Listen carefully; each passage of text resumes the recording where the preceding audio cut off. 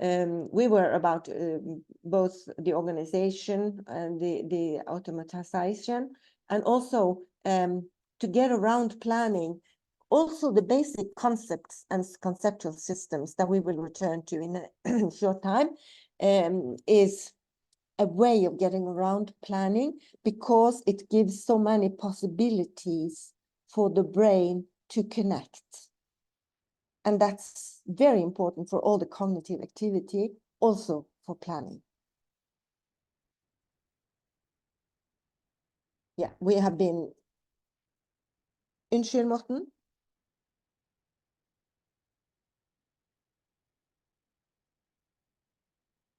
Yeah. I was reminded by Morten to mind the microphone, and I need those reminders sometimes. So routines, work plan for the day, this is things we are speaking about. But also for kids with ADHD, be clear when routines are deviated. And not only ADHD, also kids that don't so easily understand. It's very important that they are kind of oriented, and that they get to know that we are going to do something else than we usually do. To strengthen planning, to talk to oneself, to be aware of what you're going to do, as we also have been mentioning earlier. I have two links here, and a wrong spelled word, as I can see, but probably you understand it. I'm sorry for that. And I will give you those links so that you can use them for yourself. But I'm not going to follow them now, because much of the text for that is added in some of the following pictures. And this is also with reference to Jack Naglieri. And if you want to see more of his stuff, he has been working on ADHD, on autism, and a lot of other things. His webpage is jacknaglieri.com, I think. But if you Google Jack Naglieri, you will find a lot of stuff. And among other things, I don't know whether actually these texts are there, but some elements from it still definitely will be there. So and as you see, first it's planning defined, and there is maybe not so much new from what we have been talking about, but very clear mental process by which the individual determines, selects, applies, and evaluates solutions to problems. And as you can see, it's not just about planning, making a plan for what we're going to do. It's also about setting the plan into life, to really do the things, and to monitor what you do, to monitor your activities, and evaluate the solutions. And maybe it's not only me who got easily sick of having to read. I've written a long assignment, and then I have to reread and work on it to really see how it is kind of structured, and that the spelling is correct and all these things. That was the worst, actually, part of it.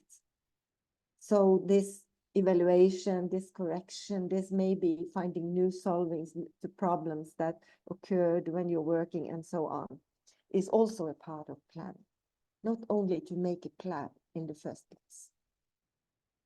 And this includes also the selection of relevant information, and very relevant for high school students, and for the upper classes of the primary as well, when they are going to do assignments, when they're going to make something to present for the class, for example. What kind of information is it that I need? That's demanding tasks for a person with ADHD. And also selection of relevant prior knowledge. And that's something that our brain maybe most often does by itself, kind of. That's how our brain works. But it takes place here, so that the person with ADHD doesn't really do it as easily as all the others. And also to initiate, one thing is to have a plan. The next step is to complete it, to do it, to set it into life, and to monitor progress and develop new strategies when necessary.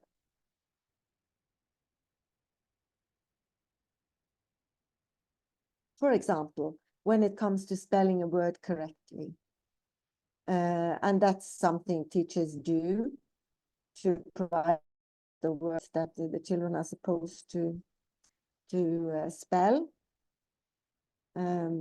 or that they are supposed to use to automatize, to learn the spelling of the words. And there are many ways for a child to memorize the spelling list. Actually, in Norway, that would maybe be when children learn a foreign language.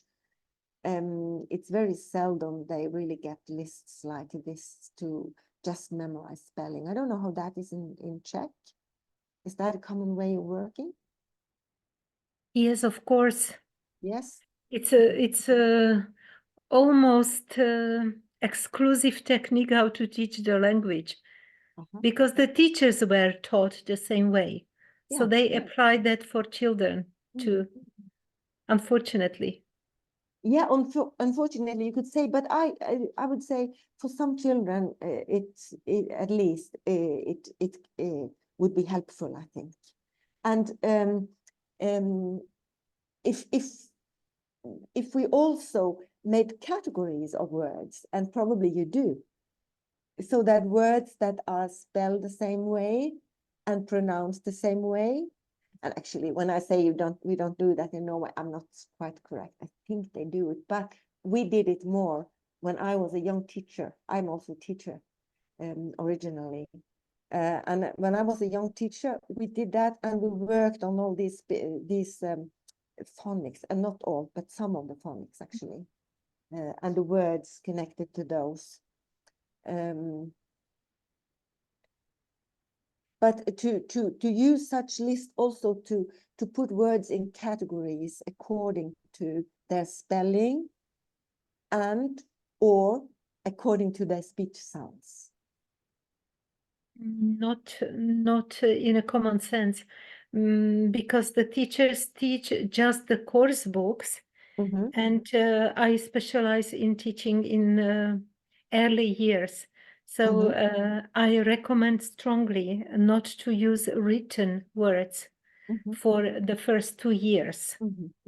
And you can do categorizing even with pictures of the words, which is much easier for the children to learn and to make the connections, and to combine the concept of the sound with the concept of the picture, which unfortunately is not done in Czech schools. Well, just to be justice, in, let's say, 2/3 of schools, English is not taught properly, I would say. I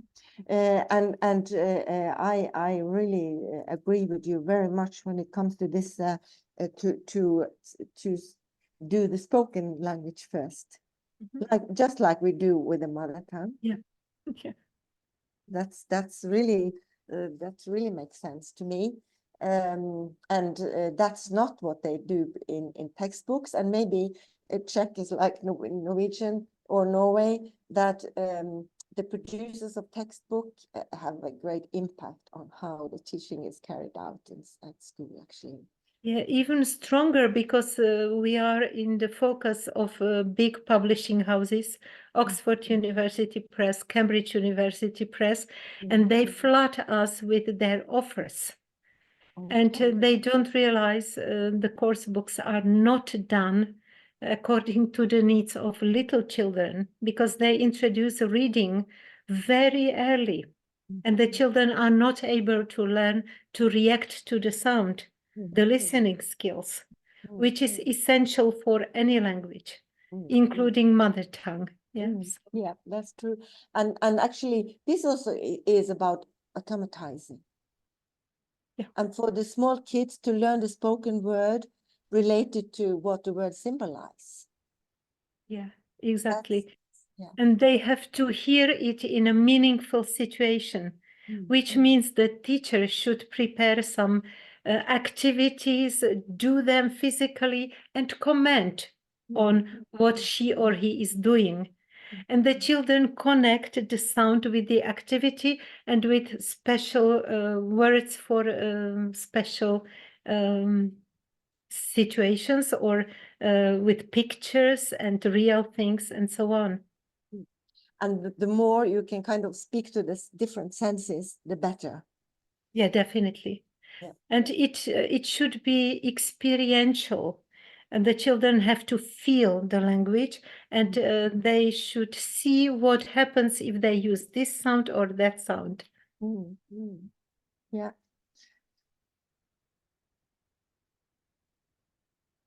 So let this be an adding to what is written here by Jack Naglieri. But I think actually that he would agree to this too.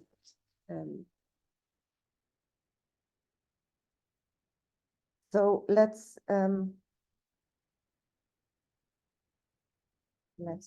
continue to classroom problems related to planning.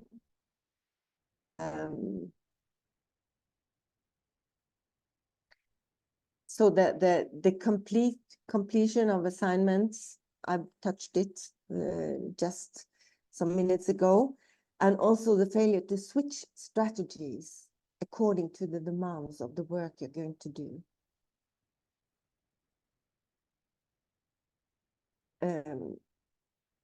And you can see all these things. Failure to correct misinterpretation of what is read could also be a part of this.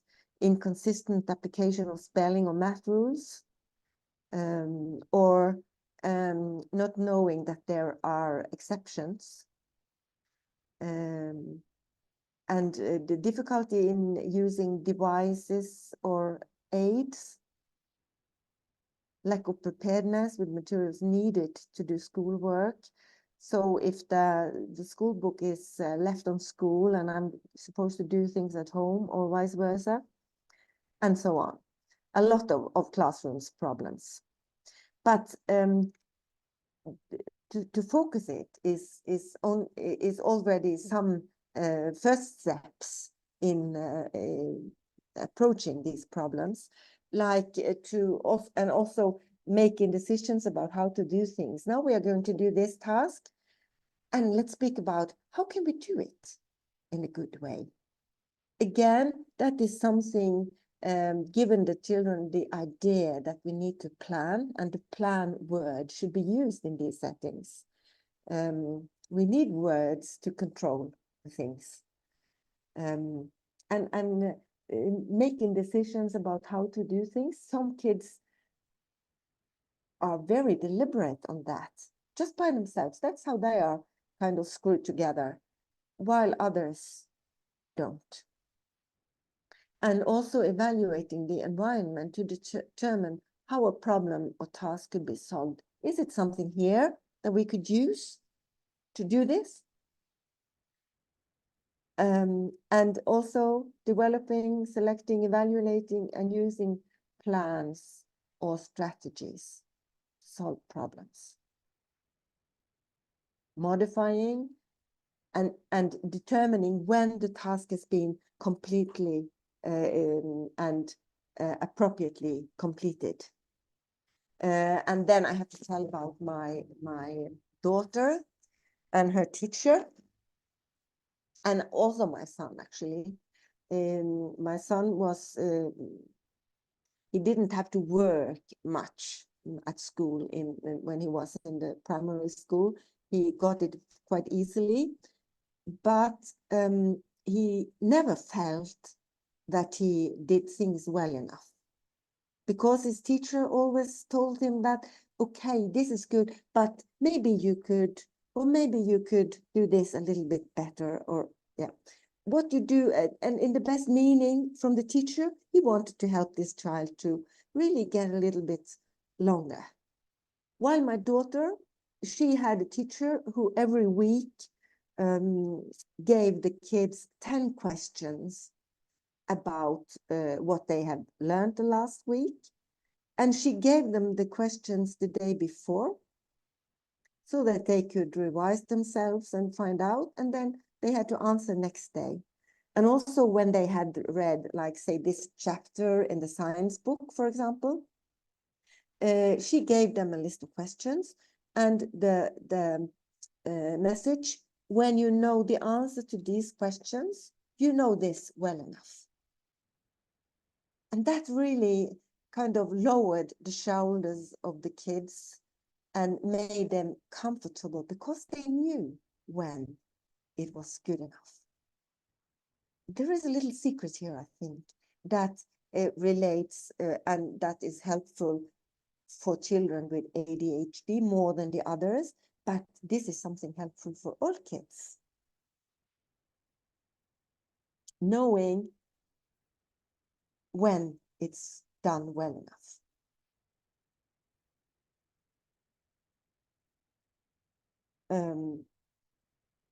And then to control behavior, impulses, and mental activity, yeah, important, of course.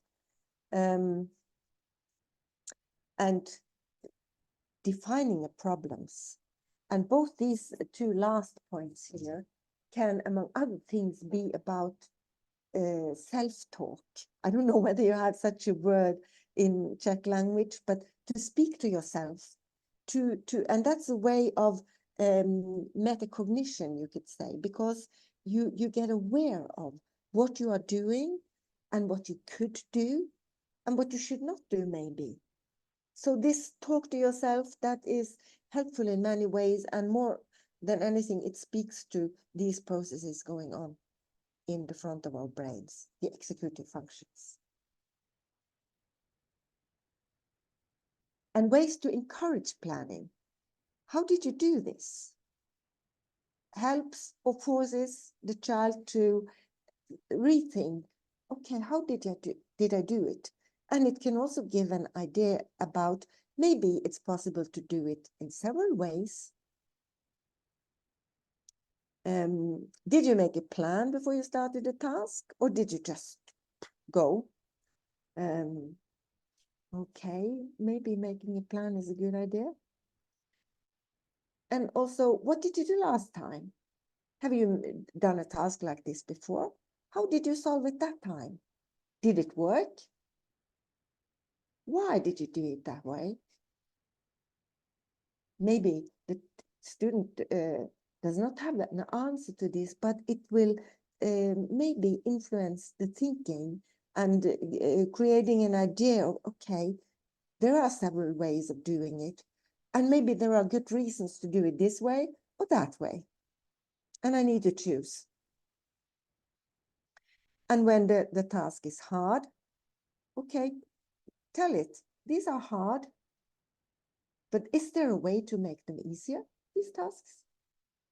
Could you do something to make them easier? And if you don't succeed, is there a better way or another way to do this? What strategy worked for you?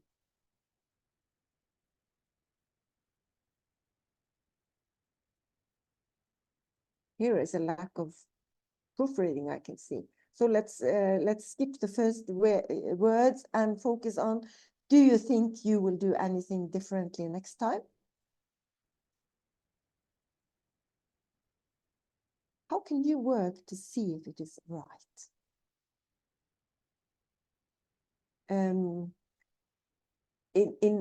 When I was young, we had an answer book together with the math calculation book. And of course, it was considered cheating to use it. But maybe it could be a good idea to have this book in the classroom so that the kids could really go and look themselves whether they have a correct answer or not. Sometimes we stress that the correct answer is not the important thing, but definitely in this world, sometimes the correct answer is important, actually. So to be able to know when it is possible to know, it's not always possible, but when it's possible to know, why not use those possibilities?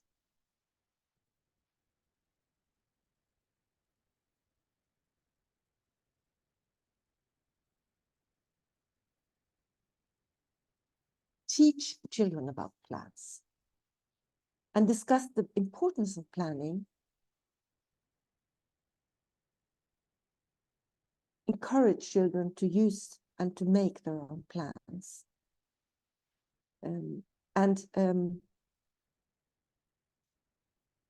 Yeah, those sentences, we have been speaking about this. But explain why some methods work better than others, or even better is to having the children try to figure out why is it that this way work better than the other way. Several years ago, must be 20 years ago, I think, there was a new math book, or maybe 30 years ago. I'm an old person, wow. Where this math book had a lot of tasks in which the children were asked to read the problem, to make a sketch of how to solve it, to make a sketch to make it easier to solve it, and then make a plan, and then complete, do like you planned, and then monitor and find out, was it a good plan, or did I reach the answer, or did I not? And it was very difficult to carry out in the classroom. And maybe some of the reason would be that the teacher didn't really understand the point of this. But a lot of times it was just skipped, instead of really working on and maybe making the, or should I say, teaching the children to make a plan and to not use 10 different points down a list the first time, but do, like you said, Sylvia, with the kids, we must start easily and ask the children maybe to make a sketch, to draw something that's relevant to help us see what is the problem, if that's, and give them tasks in which that will be helpful. Just to encourage them and to teach them that to make a sketch is helpful in for some tasks. Because the children need a repertoire, they need a lot of things that they can do to help themselves. Before they start discussing with themselves which thing to use, they need all these different, at least some different things that they can choose among. And that they must have learned it so that it is kind of automatic. So just think of that with the children you work with. What kind of things could that be when you work with this objective in language, for example, in reading, in writing, in math, in science? And with an eye on the student with ADHD, maybe some of this could be more difficult to learn, but when it is learned, even more valuable as a method to cope with the learning tasks. So all this, it could be just a list of words, but we must make it, we must kind of embed it in what we do and specify it in the tasks that we work on.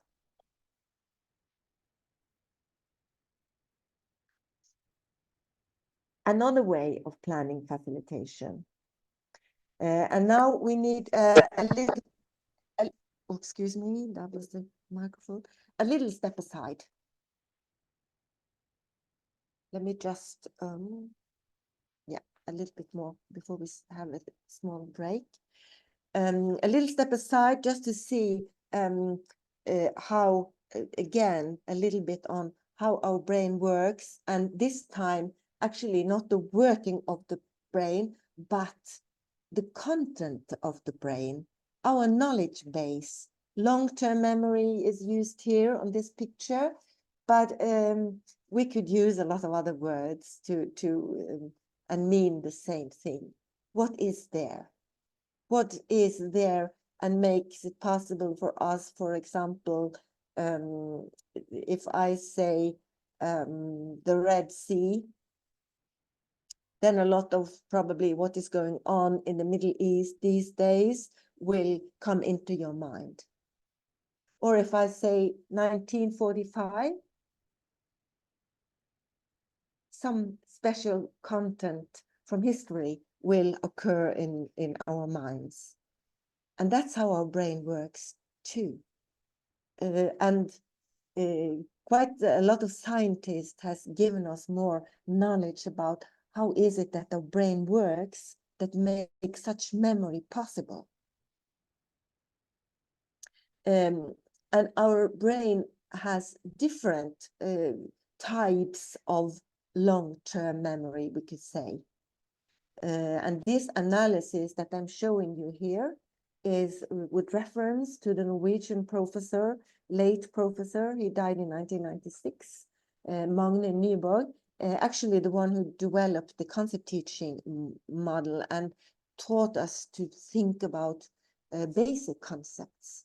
Actually, he didn't invent the basic concepts, that Aristotle already spoke about that, but still this analysis Nyborg kind of drew on behalf of a lot of scientists who had said something about the different types of knowledge and the different ways of learning them, because that was some of Nyborg's,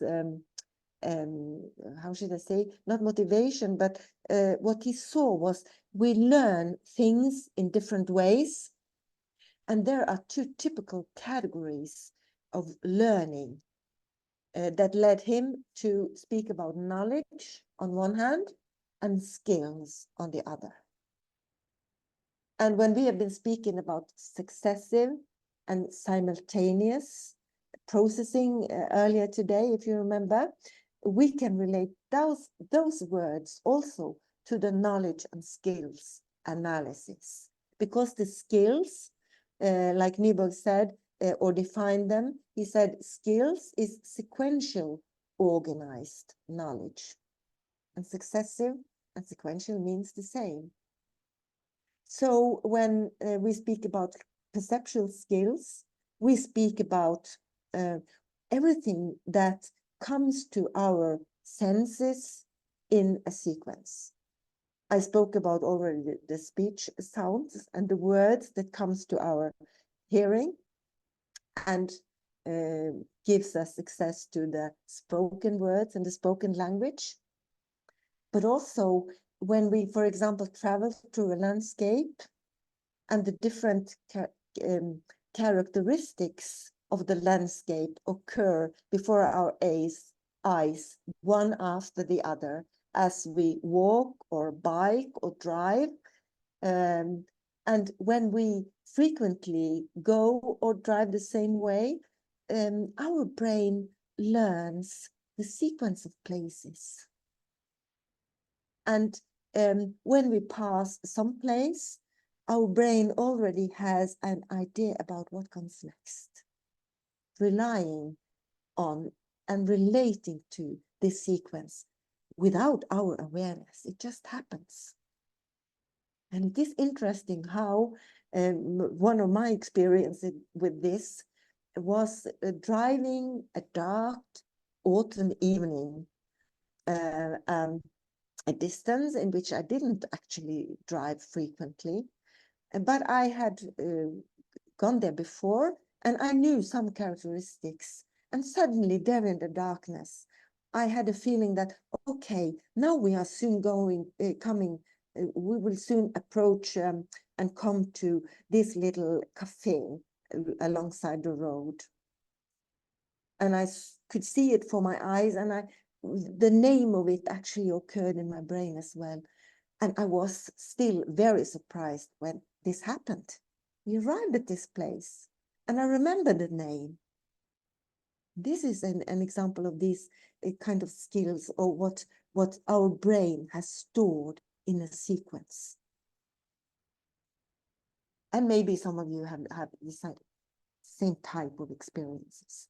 Skills are typically the type of knowledge that we can automatize, that we can exercise, like we can with the motor skills, but also with the perceptual skills. And none of us can remember how it was when we learned our mother language. But you spoke about, Sylvia, when you learn a foreign language like English, and you expose the kids for the spoken words again and again and again. And little by little, it is stored like a perception skill for the child to put together these different speech sounds in the words and remember the whole unit, which is a combination of speak sound in a perceptual skill, like not only seeing, but also hearing, gives us the same type of skills, perceptual skills. Motor skills, we are much more used to think of motor skills as skills, maybe, like running, like jumping, like swimming, and so on and so on. And more also complex skills, like driving a car, like playing after notes, and so on. And especially in the last example, playing according to notes, one or another instrument, then we are at the perceptual motor skills, because our motor, like playing a flute, our motor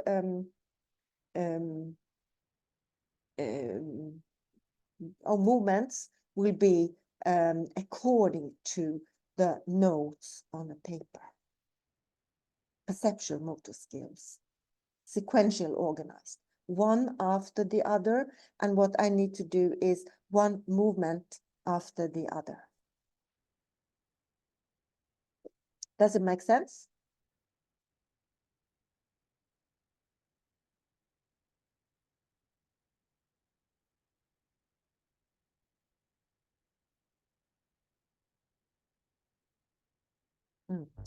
Oh, excuse me. Let's see. So let's look at the knowledge. And while the skills are sequential organized, the knowledge is category organized. According to similar, and things are kind of allocated to a category according to typical similarities and differences. Like here I have a bottle. It doesn't look like the bottles that we can buy in the shop with water or other drinking stuff, but it is a bottle, and probably you can recognize it as a bottle even if the picture were not that clear. And this bottle and other bottles, they have some typical similarities, so that when we have learned this concept, we can, wherever in the world, identify and know it is a bottle, because we have a concept of bottles. So when the kids experience the bottle first time of their life, and maybe connects it to the word bottle, they get knowledge in terms of an image. But as soon as they have been exposed to several different bottles, and hear, at least when they hear the word connected to it, which is the same, and this is a secret in language, that the words we use, except from names on persons and other specific things, like we call them, I don't know the word in English actually, but we have two different names of these two categories of words in Norwegian, and probably, of course, there is so in English too. But as soon as the kid has been exposed to different bottles, the concept is start developing, or it starts being learned. And it's amazing how small children who can learn a concept in this way. I remember I had to tell about my grandchild, and let me lift up my watch, because when my grandchild, now he's actually 20, but when he was a baby, 6 months, 8 months, he was very interested in the watch. And what you do as an adult when the child shows interest to your watch, you take it off and you let the child examine it and maybe play with it. Probably this little boy, he also did the same when he was with another person, and the watch looked a little bit different, but still the word will be a part of these situations. And we must encourage each other to add words in such situations, because that's important for the kids and their concept learning, and also, of course, their language skills learning. But this little boy, I was really surprised when he was around a year. He was coming to visit us for Christmas, and he couldn't walk, but he was on the floor, crawling on the floor to the kitchen, and he pointed to the clock. And in Norwegian, watch and clock is the same word. So that's why he could infer like he did. He pointed to this clock on the wall and he said, clock. Koko, he said. He didn't pronounce it correctly, but you bet that he got enthusiasm from his grandmother, me, in this situation. When I told his parents about this later, they thought, yeah, that's correct. Actually, clock was a very early word in his vocabulary, as early as mom and dad, maybe even before.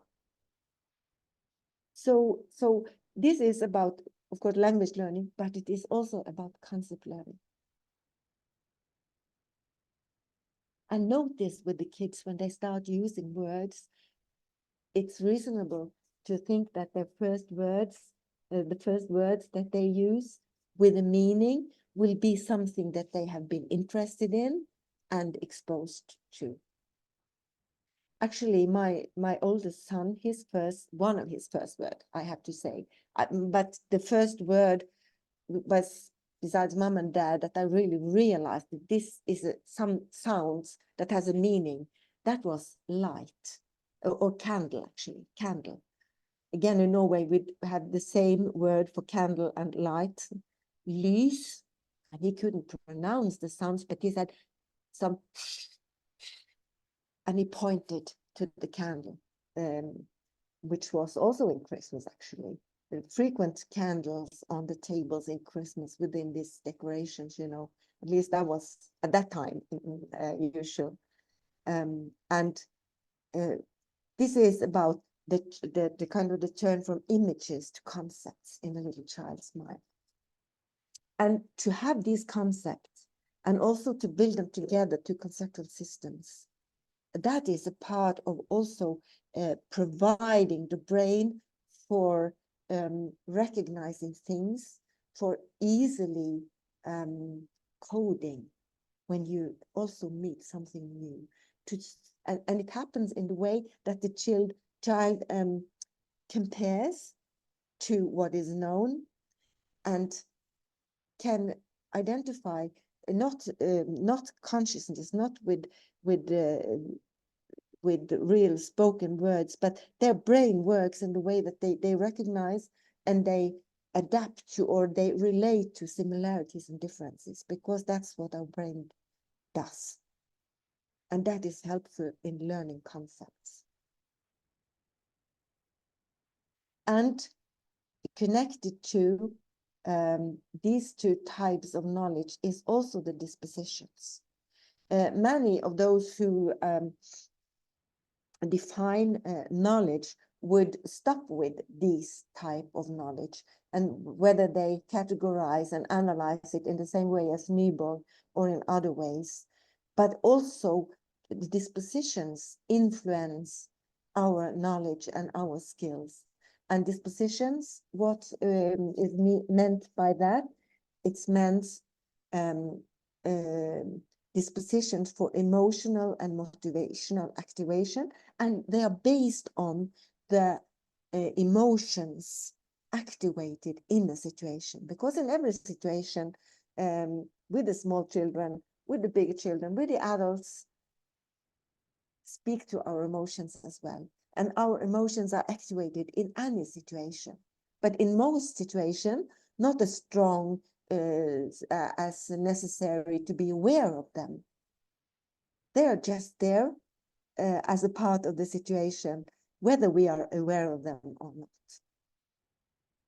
And when we master, when we understand, when we can code new things that comes to our brain, the positive emotions will most likely be activated.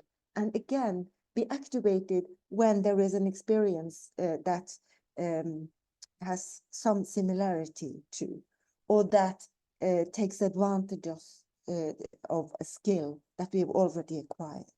Then the positive emotions will be activated. It's possible for us as a teacher also to kind of deliberately try to get activated positive emotions with the kids. And of course, this is easier with the smaller kids.